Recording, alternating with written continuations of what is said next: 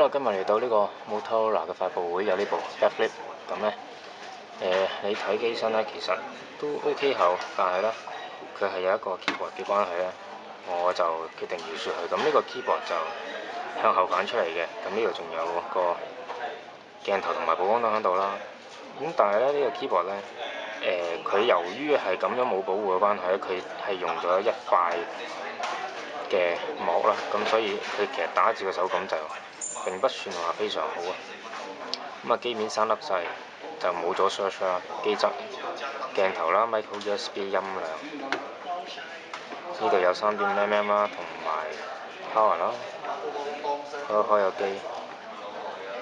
咁啊 Android 1.5啊，咁啊好罕有地咧仲係行緊7200嘅 CPU，咁就528MHz 256MB RAM。界面嗰度咧，又係好唔好彩咁樣咧，冇咗 Moto Blur，得翻個類似嘅 desktop，咁就有5版嘅。然後咁啊 software 嗰啲都齊嘅，之前 XT701有嗰啲都有嘅。咁但係咧佢唔知佢有冇 Crystal Talk 啦，佢就冇提到，淨係提話有雙咪防噪技術。咁咧仲有背後有一個觸控板啦，咁啊咁其實都 OK 好玩嘅。咁我哋睇下呢個相片圖庫啊，都要等一陣，因為第一次撈嘅關係。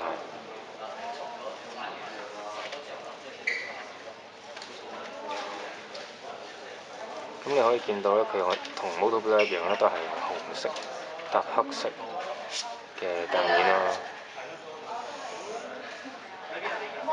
即係啲灰色都改咗做黑色嘅。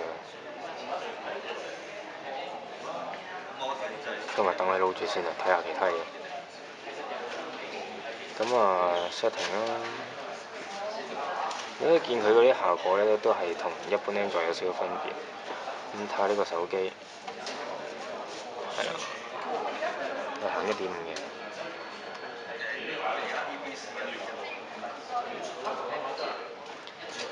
咁啊，係啊，電池管理員都係有嘅啦，亦都係有 Moto 嗰個輸入法嘅。咁啊，手寫啊、筆畫啊、倉頡啊都有齊㗎啦。